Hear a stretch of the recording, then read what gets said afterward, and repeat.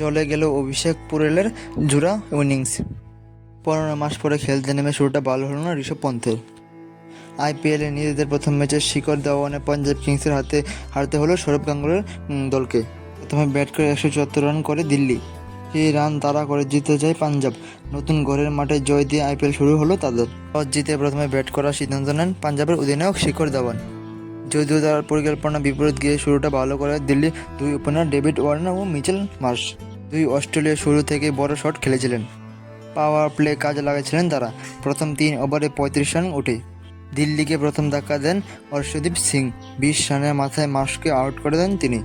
Marsh out হলেও 3 নম্বরে নামা শাই হোপের সঙ্গে মিলে দ্রুত রান তুলেছিলেন ওয়ার্নার। দিল্লিকে দ্বিতীয় ধাক্কা দেন হর্ষর প্যাটেল, 29 রানের মাথায় ওয়ার্নারকে আউট করে দেন তিনি। হোপ করে 33 রান।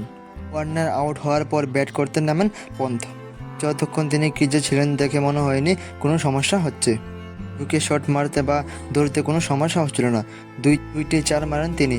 18 রান করে হর্ষলের বলে আউট হন পন্থ। তারপরে খেই হারায় দিল্লির ব্যাটিং। রিকি বুই, ট্রিস্টান স্টাবস রান পায়নি।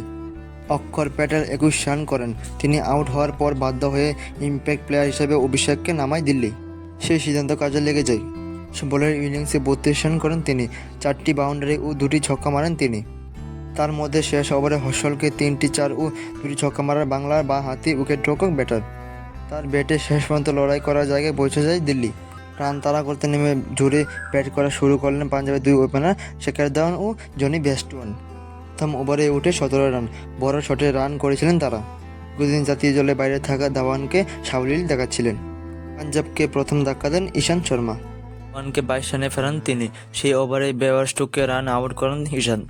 দিল্লিকে খেলায় ফেরালেও ফিল্ডিং করতে দিয়ে চোট পান ঈশান্ত। 2 ওভার বল করে উঠে যেতে হয় তাকে। ঈশান্ত না থাকায় সমস্যা পড়ে দিল্লি। কুলদীপ যাদব বল করতে এলে প্রভাস সিং ও জিতেশ শর্মাকে আউট করেন তিনি।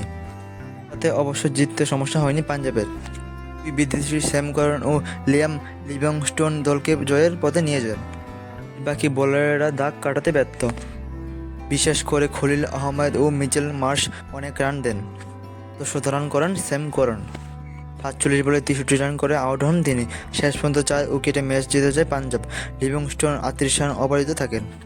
কেমন লেগেছে অবশ্যই ভিডিওটা ভালো লাগলে like, comment, share and subscribe করে দেবেন।